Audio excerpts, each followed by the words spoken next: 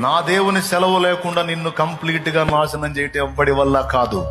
అంతా అయిపోయింది అనిపిస్తాడు, శూన్యం అయిపోయింది అనిపిస్తాడు, సమాజాన్ని కూడా అననిస్తాడు. మొత్తం మళ్ళా సుందరంగా మార్చి తానేందో చూపిస్తాడు. అలా చేశాడు. అనుభవించే చెప్తున్నా. నవ్వే వాళ్ళని నవ్వనిస్తాడు, ఎగతాళి చేసే వాళ్ళని ఎగతాళి చేయనిస్తాడు, హింసించే వాళ్ళని హింసించనిస్తాడు, దూషించే వాళ్ళని దూషించనిస్తాడు. ఇన్ని జరుగుతున్నా ఏమీ పట్టినట్టు మౌనంగా ఉంటాడు. ఎందుకంటే నీ నమ్మకత్వం ఏంటో, నీ విశ్వాసత ఏంటో నిర్ధారణ చేసుకోవటానికి.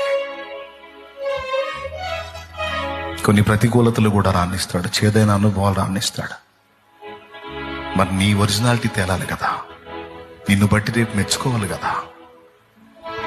ఆయనే అడుగుతాడు, ఇన్ని శ్రమలు పెట్టాను కదా, ఇన్ని ఇబ్బందులు పెట్టాను కదా, ఇన్ని వేదనలు నీకు రానిచ్చాను కదా, నా మీద కోపం రాలేదా అని అడుగుతాడు.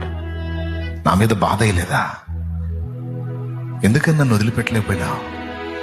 ఎందుకు నాకు దూరం అవ్వలేదు? నువ్వు ఎలా నన్ను హత్తుకొని ఉన్నావు అని అడుగుతాడు. కఠినమైన ఇబ్బంది కొలిమిలో, శ్రమ కొలిమిలో నిన్ను ఉంచాను కదా, నీకు బాధ అయ్యలేదా అని అడుగుతాడు.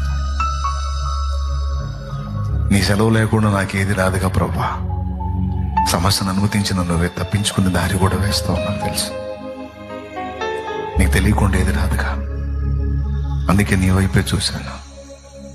బలా నమ్మకమైన కుమారుడా, నమ్మకమైన కుమారి, దా చూసారా నా కుమారుడు, చూసారా నా కుమారి అని నా దేవుడు మెచ్చుకుంటాడు.